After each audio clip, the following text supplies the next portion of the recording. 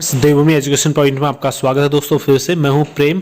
दोस्तों यहाँ पर जैसा कि आपको पता होगा उत्तराखंड टीचर एलिजिबिलिटी टेस्ट यानी कि हम जिसको यू टेट के नाम से जानते हैं, तो यहाँ पर यू टेट के फॉर्म जो है भरे जाने स्टार्ट हो गए दोस्तों, ठीक है ना।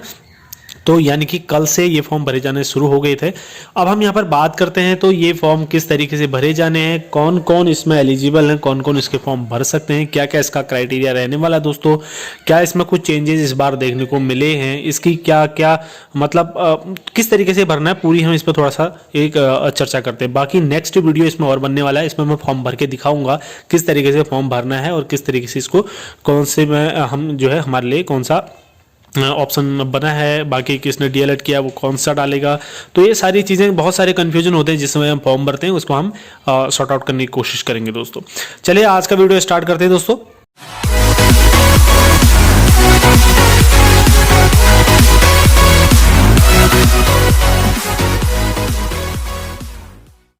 तो दोस्तों ये है, सबसे पहले हम बात करेंगे date for submission of online application, ठीक है। ऑनलाइन फॉर्म भरने की जो स्टार्टिंग की डेट है वो कब की है दोस्तों। जैसे कि आप यहाँ पर देख पा रहे हैं 29 जनवरी 29 जनवरी 2021 से आप 18 फरवरी 2021 तक इस फॉर्म को भर सकते हैं। यानी कि इसकी लास्ट डेट जो फॉर्म भरने की वो 18 फरवरी है और इसकी स्टार्टिंग डेट 29 जनवरी है, यानी कि कल से ये फॉर्म भरे जाने शुरू हो गए हैं। उसके बाद last date for submission for application online application तो 18 फरवरी, जैसे कि हमने बताया, रात की 11:59 यानी कि लगभग तकरीबन 12 बजे तक आप इसको रात के फॉर्म को भर सकते हैं, कब 18 तारीख को दोस्तों। उसके बाद last date of fees submission की यहाँ पर अगर हम बात करते हैं तो 20 फरवरी को आप शाम के 5 बजे तक जो है इसकी फीस भर सकते हैं। लेकिन मैं आपसे कहना चाहूँगा कि डेट रहते जल्दी से जल्दी आप फॉर्म भर लीजिए, लास्ट तक का वेट मत कीजिए अगर आपको फॉर्म भरना है। तो दोस्तों यहाँ पर जैसा कि देखने को मिल रहा है, आप यहाँ पर प्राथमिक 1 से 5 जो फर्स्ट यूटेट है उसमें 1 से 5 तक, और जो यूटेट सेकंड है उसमें 6 to 8th क्लास तक के ये 2 फॉर्म होते हैं। आप जिस चीज़ के लिए एलिजिबल हैं और आप भरना चाहते हैं दोनों में से एक चीज़ भर सकते हैं, यानी कि अलग अलग फॉर्म इसके लिए भर सकते हैं दोस्तों। जैसा कि आप जानते हैं पिछली बार तक दोस्तों ये ऑफलाइन हुआ करता था, लेकिन इस बार ये ऑनलाइन है। और दूसरी चीज़ इसमें निकल कर आ रही है कि डेट की जो एग्जामिनेशन की डेट होगी, जो अभी यहाँ पर एक संभावना जताई जा रही है, तो वो 24 मार्च 2021 के यहाँ पर डेट दी गई है इनके द्वारा फिलहाल। तो 24 मार्च 2021 को ये यूटेट का एग्जाम होने वाला है दोस्तों। तो सबसे पहले हम इस पर बात करते हैं। ज़्यादा तो हम इस पर क्या बात कर रहे हैं ये आपको पता ही है, पूरी विज्ञप्ति आप पढ़ सकते हैं यहाँ पर। और उसमें हम सबसे पहले दोस्तों देखिए, उत्तराखंड अध्यापक पात्रता परीक्षा के लिए जो सबसे कम न्यूनतम अर्हता यहाँ पर दी गई है उस पर हम थोड़ी सी डिस्कस कर लेते हैं।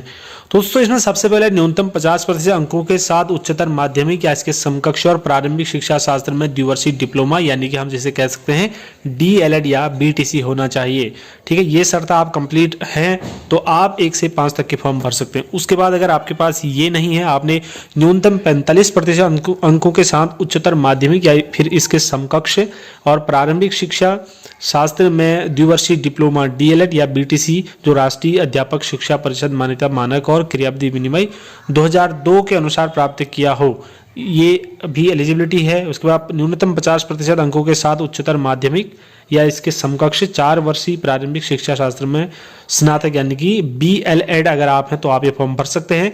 और 50% न्यूनतम अंकों के साथ दोस्तों उच्चतर माध्यमिक या इसके समकक्ष शिक्षा शास्त्र विशेष शिक्षा में अगर डिप्लोमा है तो आप ये फॉर्म भर सकते हैं।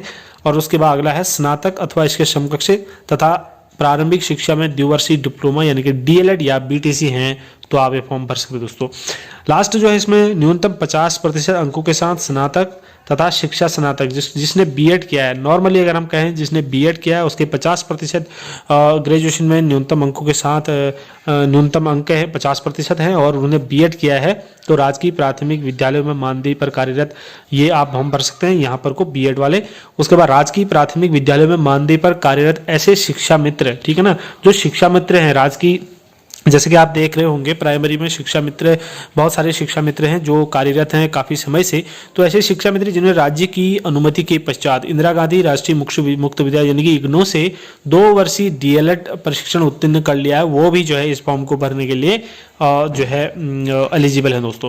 तो यहाँ पर देखिए कुछ विशेष चीज़ यहाँ पर दी गई है दोस्तों। जिस अभ्यर्थी ने एनसीटी द्वारा मान्यता प्राप्त संस्थान से शिक्षा स्नातक यानी कि बीएड की उपाधि प्राप्त की है उस पर 1 से 5 तक पढ़ाने के लिए अध्यापक के रूप में नियुक्त होने के लिए विचार किया जाएगा। दोस्तों यहाँ पर ये कहना है इन्होंने कि अगर आपका सिलेक्शन हो जाता है इसमें तो आपको 2 साल के भीतर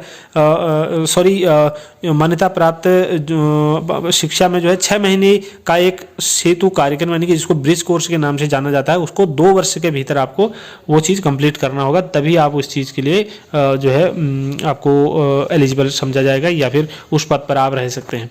दोस्तों एक वार्षिक डिग्री प्रशिक्षण कार्यक्रम में प्रशिक्षणार्थी या फिर 2 वर्षीय डिग्री डिप्लोमा प्रशिक्षण पाठ्यक्रम तथा 4 वर्षीय डिग्री में प्रशिक्षण पाठ्यक्रम के अंतिम वर्ष में प्रशिक्षण प्राप्त कर रहे हो तो अभ्यर्थी भी इसकी पात्रता के लिए अर्ह होंगे। तो यहाँ पर कहने का मतलब है कि अगर 2020 में आप किसी भी पाठ्यक्रम में, जैसे आपका 2 वर्षीय बीएड है तो आप लास्ट ईयर में हैं यानी कि सेकंड ईयर में हैं, दूसरे वर्ष में अगर आप पढ़ाई कर रहे हैं तो आप इस फॉर्म को भर सकते हो, ठीक है ना, तो आप एलिजिबल होंगे। और समस्त शैक्षिक उपलब्धियां भारत के किसी भी विश्वविद्यालय से होना चाहिए, ये आपको पता ही है। उसके बाद आरक्षण श्रेणी की पर बात करें तो यहाँ पर जो है दोस्तों जो न्यूनतम यहाँ पर प्रतिशत दिया है उसमें आपको 5% की छूट प्रदान की जाएगी, यहाँ पर कहना है। उसके बाद दोस्तों यहाँ पर अगर आपका रिजल्ट आ जाता है और आप जैसे अपियरिंग में फॉर्म डालते हैं तो वो मान्य तभी होगा जब आपका रिजल्ट जो है फाइनल आ जाएगा। तो आप 1 साल के बाद जब उसके बीच में अगर पोस्ट आती है, आप यूटेट क्लियर है लेकिन आपका बीएड नहीं हुआ है तो आप इसके लिए एलिजिबल नहीं है। जब आपका बीएड कंप्लीट हो जाता है 4th सेमेस्टर या फिर सेकंड ईयर का, तो तभी आप इस चीज़ के लिए एलिजिबल माने जाएंगे, ये साफ साफ यहाँ पर कहा गया है। उसके बाद बात करते हैं उत्तराखंड यानी कि यूटेट सेकंड की यानी कि 6 से 8 की जो है, तो यहाँ पर यूटेट सेकंड में दोस्तों स्नातक और प्रारंभिक शिक्षा में द्विवर्षीय डिप्लोमा यानी कि बीटीसी या डीएलएड होना आपको जरूरी है। न्यूनतम 50% अंकों के साथ स्नातक होना चाहिए दोस्तों, या इसके समकक्ष आप होंगे। तो शिक्षा शास्त्र में स्नातक, बीएड, एलटी शिक्षा शास्त्री केवल संस्थागत होना चाहिए, ये प्राइवेट संस्थाओं से नहीं होना चाहिए। तो ये 3 आप बीएड वाले ये इस ऑप्शन को डाल सकते हैं। तो न्यूनतम 45% अंकों के साथ स्नातक एवं शिक्षा शास्त्र में स्नातक बीएड यानी कि शिक्षा शास्त्र बीएड में, तो शिक्षा शास्त्री जो इस संबंध में समय समय पर जारी किए गए राष्ट्रीय अध्यापक शिक्षा परिषद विनियमों के अनुसार प्राप्त किया गया हो, तो आप ये ऑप्शन अगर आप एलिजिबल हैं तो ये देख सकते हैं। और न्यूनतम 50% अंकों के साथ उच्चतर माध्यमिक या एवं 4 वर्षीय प्रारंभिक शिक्षा में स्नातक बीएलएड होना है। तो आजकल 4 वर्षीय की जो बीएड की मान्यता यहाँ पर होने वाली है। उसके बाद न्यूनतम 50% अंकों के साथ उच्चतर माध्यमिक और 4 वर्षीय बीए, बीएससी एड या बीएड, बीएससी एड, ये सारी चीज़ें जो है आप इसके लिए एलिजिबल हैं, तो ये आप भी इसको भर सकते हैं। न्यूनतम 50% अंकों के साथ स्नातक और भारतीय पुनर्वास परिषद द्वारा मान्यता प्राप्त बीएड विशेष शिक्षा उत्तीर्ण, तो यहाँ पर विशेष शिक्षा ध्यान देना होगा। जो नॉर्मल बीएड है वो आप इसको नहीं भर सकते हैं। तो नॉर्मल बीएड के लिए यहाँ पर ऊपर दिया गया था जो ऑप्शन मैंने आपको बताए, तो यहाँ पर ये आपके लिए नहीं है, ये विशेष शिक्षा जो बीएड है उसके लिए है। अगला है न्यूनतम 50% अंकों सहित स्नातक या स्नातकोत्तर तथा बीएड उत्तीर्ण, लेकिन यह कि स्नातक स्तर पर अंकों की न्यूनतम प्रतिशत की शर्तें उन पदाधिकारियों के सामने लागू नहीं होगी। दोस्तों जो पदधारी जो है 50% अंकों की सहित स्नातक या स्नातकोत्तर बीएड जो भी ये दी गई है इसमें, उनके लिए ये नहीं होगा। जो स्नातक या प्राथमिक शिक्षा में स्नातक या समतुल्य पाठ्यक्रम 29 जुलाई 2011 से पहले दाखिला ले चुके हैं, वो कार्यरत हैं, उनके लिए ये मान्य नहीं है। उसमें न्यूनतम जो अंकों का एक वहाँ पर बाध्यता है वो उनके लिए नहीं है, वो खत्म कर दी गई है।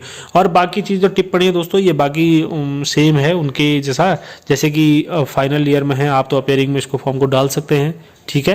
तो ये सारी चीज़ें, बाकी जो आरक्षण की श्रेणी है इसमें 5% की छूट आपको दी जानी है, ये सेम है दोस्तों।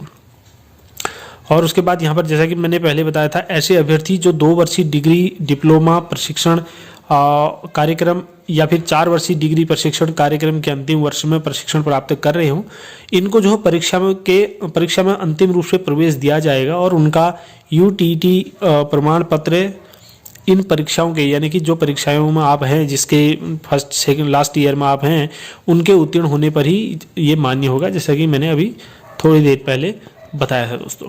उसके बाद कुछ खास अगर इसमें देखने लायक है तो दोस्तों इसमें देखिए आप जो पाठ्यक्रम में इसमें आपका जो पुराने छात्र हैं उनको तो पता है, बाकी जो नए बच्चे हैं उनके लिए बाल विकास और पेडागोजी के 30 प्रश्न आते हैं 30 अंक के।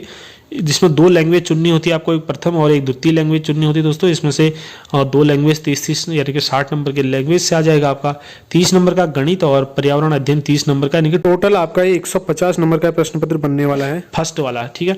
अब यूटेट सेकंड की अगर हम यहाँ पर बात करते हैं तो यूटेट सेकंड में दोस्तों बाल विकास और पेडागोजी से आपके 30 नंबर, जैसा कि फर्स्ट पेपर में था।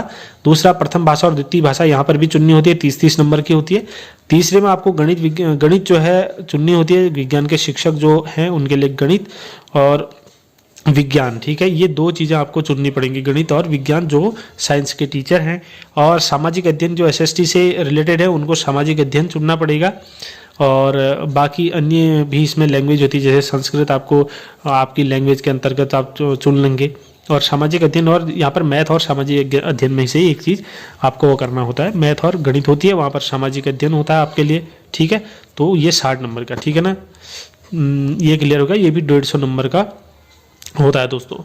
उसके बाद यहाँ पर खास चीज़ अगर देखें तो खास चीज़ में हमको क्या देखने को मिलता है, तो यहाँ पर देखने को मिलेगा न्यूनतम अर्हता अंक जो है आप कितने नंबर में पास होते हो दोस्तों। देखिए यहाँ पर सामान्य वर्ग के लिए न्यूनतम उत्तीर्णांक 60% अंक आपको लाने होते हैं, यानी कि 90 मार्क्स लाने होते हैं। अनुसूचित जाति और अनुसूचित जनजाति के लिए न्यूनतम 40% अंक आपको लाने होते हैं दोस्तों, यानी कि 60 नंबर लाने होते हैं। और अन्य पिछड़ा वर्ग के लिए जो है यहाँ पर 50% अंक लाने होते हैं, यानी कि 75 नंबर लाने होते हैं। तो यहाँ पर जनरल के लिए जैसा कि आपने देखा 90 नंबर, और SC ST के लिए यहाँ पर लाने होते हैं 60 नंबर, और OBC के लिए यहाँ पर लाने होते हैं 75 नंबर उत्तीर्ण होने के लिए। तो यहाँ पर ये 3 चीज़ें थी, ये भी हमने डिस्कस कर ली है। अब आ जाते हैं दोस्तों इसके शुल्क पर, ठीक है। तो पात्रता की जो TET की परीक्षा शुल्क है, यहाँ पर ये यूटेट फर्स्ट और सेकंड में से किसी एक के लिए आपकी 600 रुपये फीस रहने वाली है। अगर आप दोनों परीक्षाओं के लिए अप्लाई करना चाहते हैं तो आपके लिए ये 1000 रहने वाली है। यहाँ पर हम बात कर रहे हैं सामान्य और जनरल और OBC के लिए, ठीक है ना।